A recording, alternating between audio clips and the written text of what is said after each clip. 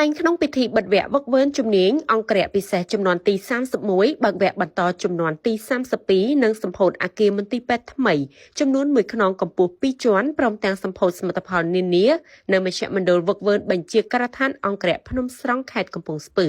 នាថ្ងៃទី22ខែវិច្ឆិកាឆ្នាំ2025អាដាមនេអាដាមស្នេហ៍សថេតអគ្គស្នងការនគរបាលជាតិតំណាងសម្ដេចនាយករដ្ឋមន្ត្រីនិងលោកជំទាវបណ្ឌិតបានវេកតម្លៃខ្ពស់ចំពោះនាយទាហានពលទាហានបញ្ជាការដ្ឋានអង្គរៈដែលបានខិតខំពុះពៀគ្រប់ឧបសគ្គក្នុងការបំពេញតួនាទីភារកិច្ចការវឹកវើពង្រឹងសមត្ថភាពចូលរួមការពារបរណភាពទឹកដីការពារថ្នាក់ដឹកនាំនិងការកែច្នៃសាងអង្គភាពជាច្រើនឆ្នាំកន្លងមកនេះដោយទទួលបាននូវលទ្ធផលគួរជាទីមោទនៈជាមួយគ្នានេះនាយឧត្តមសេនីយ៍សថេតបានណែនាំដល់បញ្ជាការដ្ឋានអង្គរៈក៏ដូចជាកងកម្លាំងប្រដាប់អាវុធទាំងអស់បដិញ្ញាចិត្តរក្សាខឿនការពារជាតិការពារសុខសន្តិភាពស្ថិរភាពសង្គមចូលរួមអនុវត្តគោលនយោបាយយុទ្ធសាស្ត្របញ្ចកោណនេតិការទី1អាណត្តិទី7របស់រដ្ឋាភិបាលនិងការអភិវឌ្ឍប្រទេសប្រកបដោយបរិយាបន្នសម្ដៅពង្រឹងកំណើនសេដ្ឋកិច្ចជាតិនិងលើកកម្ពស់ជីវភាពរស់នៅរបស់ប្រជាជនលើកកម្ពស់ជីវភាពរស់នៅរបស់ប្រជាជនលើកស្ទួយកិត្យានុភាពកម្ពុជានៅលើឆាកអន្តរជាតិឯកឧត្តមស្នេហ៍ឯកនពរដ្ឋនិមលមេបញ្ជាការរងបញ្ជាការដ្ឋានអង្គរៈទទួលបន្ទុកកិច្ចការមជ្ឈមណ្ឌលវឹកវើបានឲ្យដឹងថាបញ្ជាការដ្ឋានអង្គរៈបានបង្កើតមជ្ឈមណ្ឌលវឹកវើនៅឆ្នាំ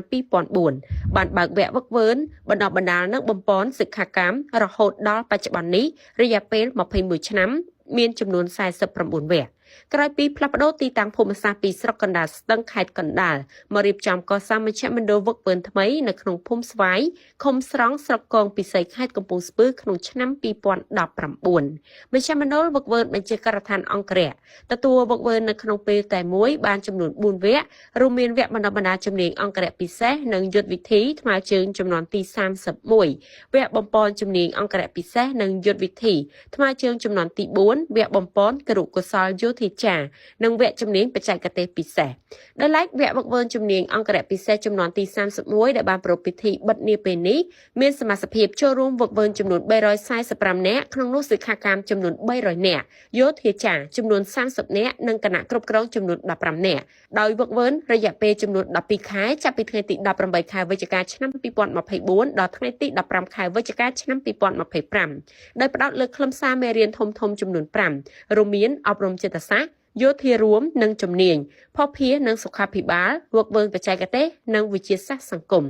ជាលទ្ធផលវឹកវើបញ្ចប់វគ្គទទួលបាននីតិល្អប្រសើរចំនួន15នាក់ល្អណាស់35នាក់ល្អចំនួន116នាក់ល្អបង្គោល80នាក់និងមធ្យមចំនួន54នាក់និងបន្តបើកវគ្គវឹកវើជំនាញអង្គរៈពិសេសចំនួនទី